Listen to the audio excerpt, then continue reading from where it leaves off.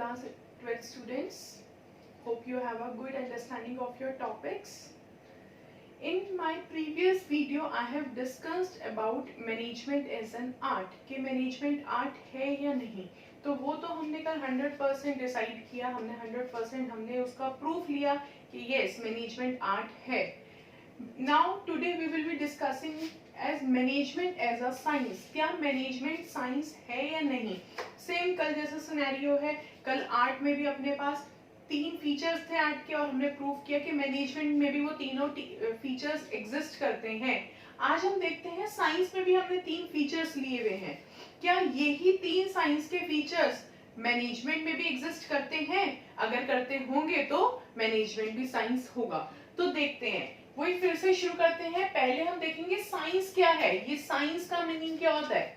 Science means some general laws, some general principles, some general truth, जो कि एक true statements हैं. अगर हमने बोला ये साइंस है, साइंस हमें कहता है कि ये सॉल्यूशन ऐसे ही बनेगा, ये सॉल्यूशन 2 प्रोडक्ट की यूनियन से बनेगा और ये 2 प्रोडक्ट में इतने डिग्री की एमजी होनी चाहिए, इतने डिग्री का उसमें कंटेंट होना चाहिए.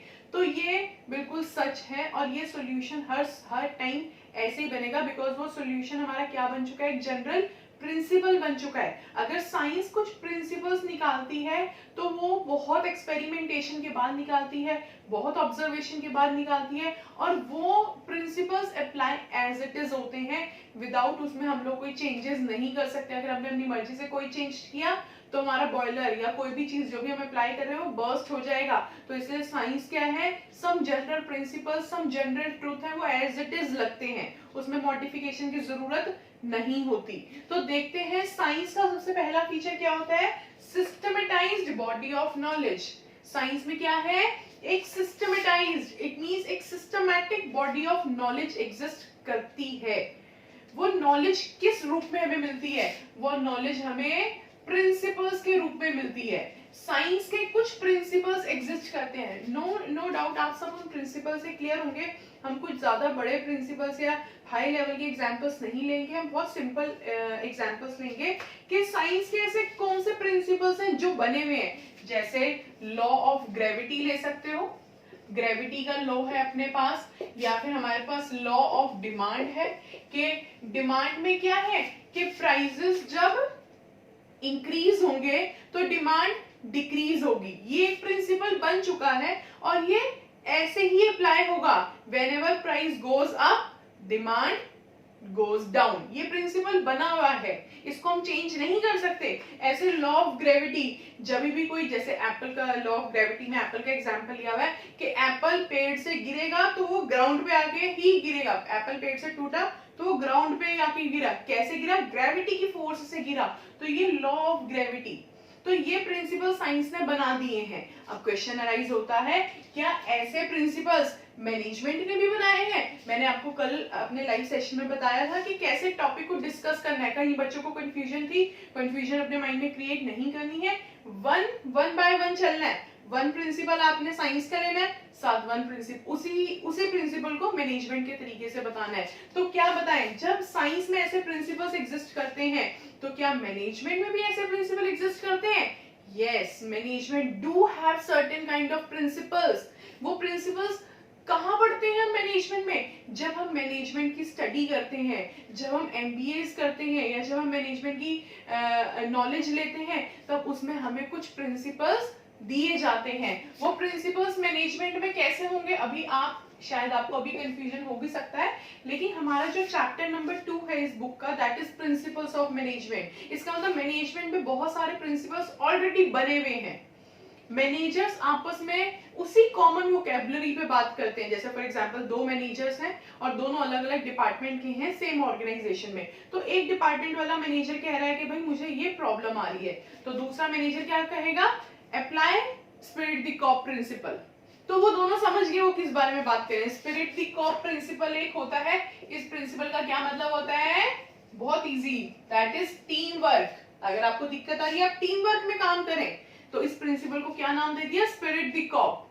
इसका मतलब वो दोनों मैनेजर्स अपने आप में एक कॉमन वोकेबुलरी में बात कर रहे हैं, बिकॉज उन्हें पता है, एक मैनेजर को पता है अगर मैं उसको बोल रहा हूँ टीम वर्क में काम करें, तो दूसरा मैनेजर को पता है कि वो टीम वर्क में कैसे करना है। तो ऐसे बहुत सारे प्रिंसिपल्स मैनेजमेंट में बने हुए हैं। डिसिप्लिन का प्रिंसिपल, स्केलर चेन का प्रिंसिपल, ऐसे बहुत सारे प्रिंसिपल्स बने हुए हैं। तो yes, in management also we have systematized body of knowledge exist with managers। उनके पास भी, managers के पास भी कुछ स्पेशलाइज्ड या सिस्टमैटिक बॉडी ऑफ नॉलेज होती है, जैसे साइंस के पास होती है। तो yes, we can say this principle of science exist in management also. Is it clear? Next, based on experimentation, this is very much clear to you very easily that कि जो भी साइंस के principles बनते हैं, क्या वो overnight बन जाते हैं, रातों रात बन जाते हैं वो साइंस के प्रिंसिपल्स? No, never. वो प्रिंसिपल्स बहुत सारी एक्सपेरिमेंटेशन के बाद बनते हैं, उन पे बहुत सारा लैब वर्क किया जाता है, उन पे अलग अलग, लेकिन वो सब कंट्रोल्ड कंडीशंस के हिसाब से। कंट्रोल्ड मतलब एक सिस्टमैटिक, मैंने बोला 5 mg में आप 2 mg ही ऐड करोगे तभी कोई वो सॉल्यूशन बनेगा। तो उसको कंट्रोल्ड कंडीशन में हम एक्सपेरिमेंट करके देखेंगे कि 2 की जगह 1.4, 2 की जगह 2.4 हम ऐड करके देखते हैं क्या बनता है। तो इसका मतलब उस चीज को experiment again and again, over and over years, not हम ये 2-4 दिन की बात नहीं है, इसमें सालों की एक्सपेरिमेंटेशन होती है, तब कोई कहीं जाके एक साइंस का प्रिंसिपल बन के आता है। तो एक्सपेरिमेंट के बेस पे होता है। तो क्या मैनेजमेंट में जो प्रिंसिपल्स बनाए हैं ये ओवरनाइट बन के, आज मैनेजर ने सोचा स्केलर चेन होना चाहिए, एक प्रिंसिपल है तो ये ओवरनाइट हो गया? नो, ऐसा नहीं है। मैनेजमेंट के प्रिंसिपल्स भी बहुत ज्यादा एक्सपेरिमेंटेशन के बाद बनते हैं। अब इसमें एक्सपेरिमेंट कैसे किया जाएगा, ये आपके माइंड में क्वेश्चन आ सकता है कि एक्सपेरिमेंट कैसे हो सकता है। जैसे हमारे मैनेजर्स हैं, जो टॉप लेवल मैनेजर्स होते हैं, वो कुछ अपनी ऑर्गेनाइजेशन में देखते हैं फ्रॉम द लास्ट 10 ईयर्स। अगर हम 10 ईयर्स की बात करें तो हमारी ऑर्गेनाइजेशन में हमारे वर्कर्स को, हमारे एम्प्लॉयज को, हमारे कस्टमर्स को, सप्लायर्स को इन जगहों पे प्रॉब्लम आई है, तो हमने उन चीजों को सॉल्व करने के लिए क्या किया।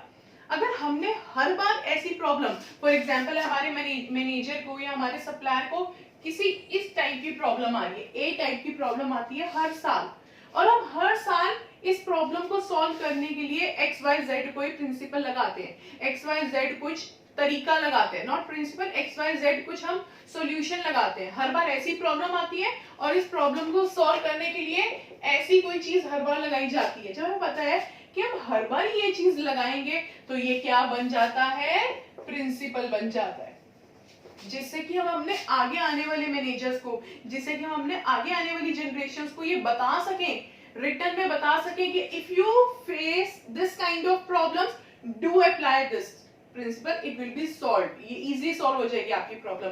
तो ऐसे बहुत सालों की ऑब्जर्वेशंस, बहुत सालों के एक्सपेरिमेंट के बाद मैनेजमेंट के भी प्रिंसिपल्स निकल के आते हैं। तो यस, ये वाला फीचर भी साइंस का अप्लाई होता है मैनेजमेंट में। Coming to the last feature, that is universal validity. अब भाई लॉ ऑफ ग्रेविटी देख लो, लॉ ऑफ डिमांड देख लो, ऐसा तो है नहीं कि ग्रेविटी का जो प्रिंसिपल है, एप्पल गिरा ट्री से ग्राउंड पे आके ग्रेविटी की फोर्स से गिरा, तो भाई ये इंडिया में एग्जिस्ट करता है और इंडिया से बाहर एग्जिस्ट नहीं करता, ऐसा तो कुछ नहीं होता।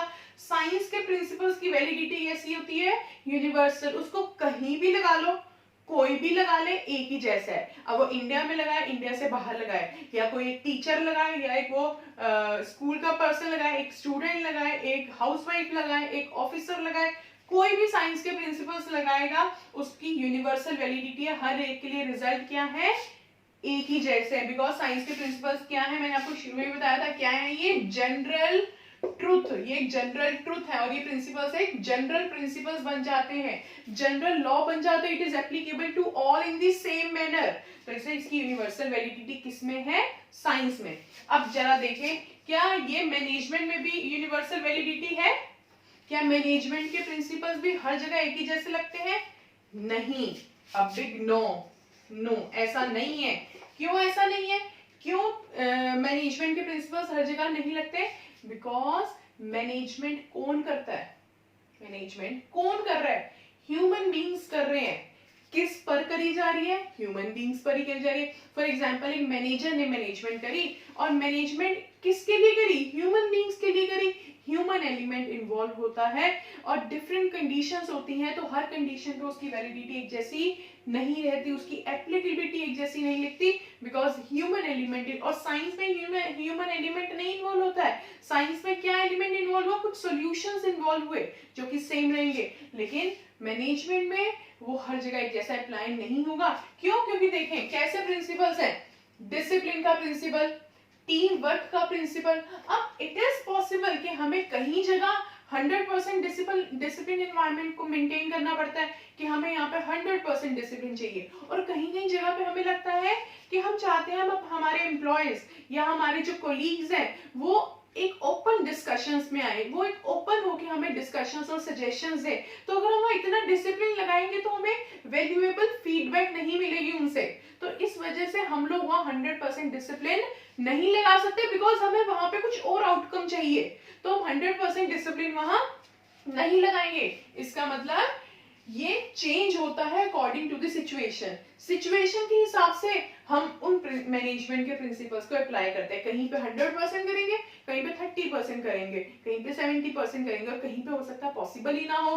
टीम वर्क, अब हम चाहते हैं टीम वर्क, लेकिन जो हमारी टीम है वो अगर आपस में कलेक्टिवली काम करेगी तो अच्छा काम नहीं मिलेगा, तो हमें थोड़ा सा कितनी बार हट के काम करवाना पड़ता है। तो ये प्रिंसिपल्स तो बने हुए हैं, प्रिंसिपल बहुत एक्सपेरिमेंटेशन के बाद बने हैं, लेकिन वो प्रिंसिपल हर सिचुएशन में एक जैसे लगेंगे ऐसा पॉसिबल नहीं है। क्यों पॉसिबल नहीं है? बिकॉज मैनेजमेंट में ह्यूमन एलिमेंट इन्वॉल्व है, और ह्यूमन एलिमेंट जहां इन्वॉल्व होते हैं वह हम 100% गारंटी नहीं ले सकते कि यस इसकी एप्लीकेबिलिटी हमें वैसा आउटकम देगी या नहीं। तो yes, this feature of science is not present in management.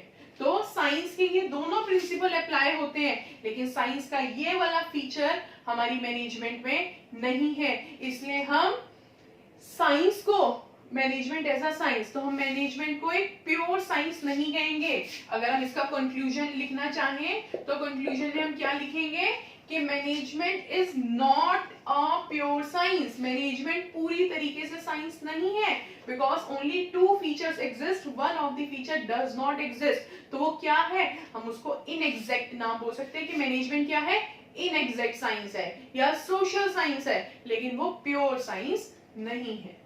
Hope you understand the topic. If you have any problem, then ask me in the comment section also, and ask me in a live sessions also. आप comment करके भी पूछ सकते हैं अगर आपको यहाँ video के नीचे पूछना है, और हम आपको लाइव सेशन में भी और इसको क्लियर करेंगे। Hope you understand the topic. If you understand the topic, please do like and subscribe the channel. Thank you for watching. Hope you have a nice day.